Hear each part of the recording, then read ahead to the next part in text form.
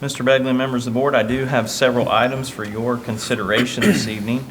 Under letter D, other items for board action. Number 1, recommend the approval of the following board policies, letters A through E.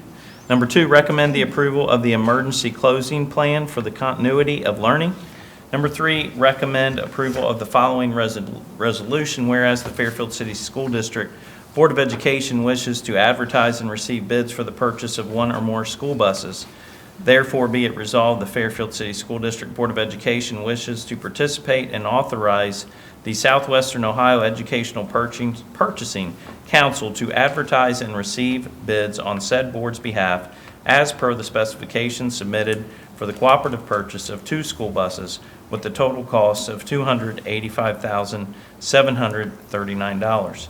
Number 4, recommend approval of the 2024-2025 OHSAA Board of Education resolution as follows, and if it's okay with the board, I would like to request that we waive the reading of that resolution.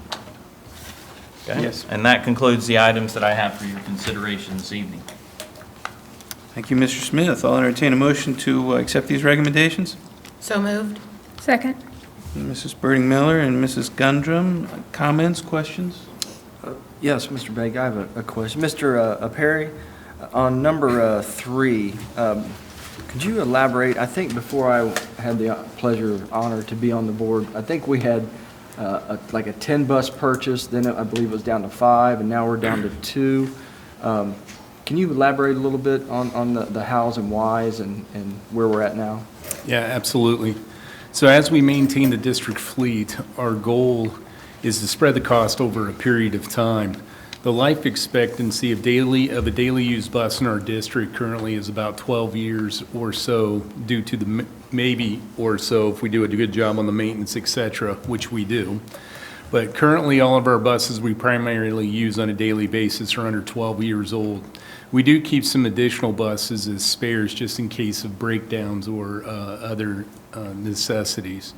But some history, we currently use 66 buses daily, and in 2014, the district entered into a 10-year lease agreement for 30 buses. So to move away from such a large lease, the district has purchased, pending tonight's board approval, 39 buses since 2016.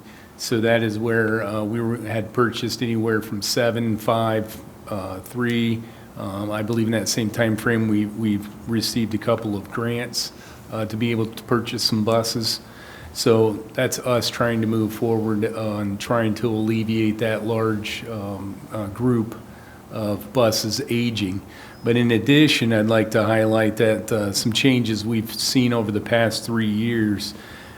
We have seen an increase of 10% a year the past 3 years in the purchase of a new bus. And also the current lead time is 12 to 14 months. Oh, wow. So buses that you have approved, the last budget cycle still have not arrived. Yeah. So we're still waiting on those. So again, we continue to try to stay with the program as much as we can while still being fiscally responsible. Okay.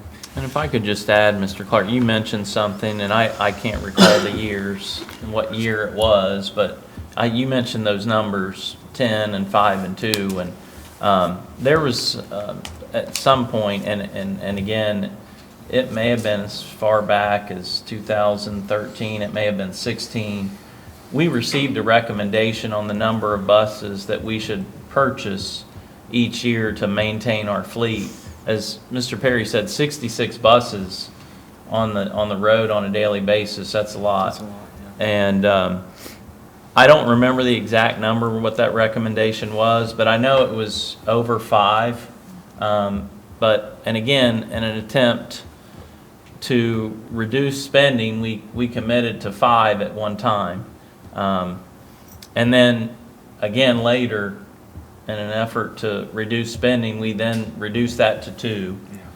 Yeah. Knowing though that at some point that will catch up with us, but we feel like we are trying to minimize that damage by at least purchasing 2 a year rather than zero.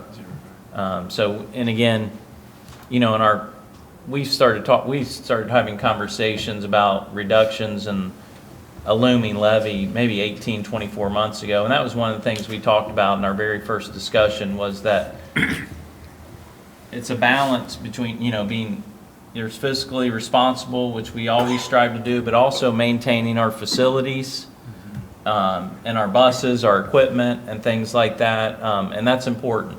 So we do work really hard. I know that Mr. Perry shared with me a few days ago. Recently, we were notified that I don't know if it was 10 to 12 buses that may not pass the state inspection.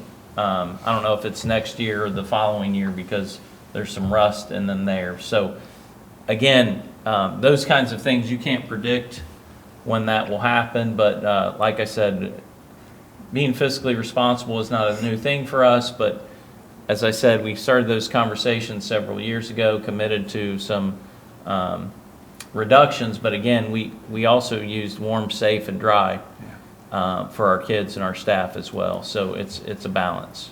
So just a little bit more background and some conversations from, you know, behind the scenes. Yeah, no, that's very good, and thank you both for that explanation. And if I remember, the purchasing council is a larger group, which gives us a better purchase power, I guess, or a lower price in the big picture. Absolutely. Yeah, districts all over Southwest Ohio utilize that pricing. We are definitely not the only ones. Just about everybody surrounding us utilizes that buying power as well. Awesome. Thank you, Mr. Perry. Thank you, Mr. Smith. Thank you. Great. Any other questions, comments? Mrs. Lane, please call the roll. Mrs. Birdie Miller? Yes. Mrs. Gundram? Yes. Mr. Napier? Yes. Mr. Clark? Yes. Mr. Begley? Yes.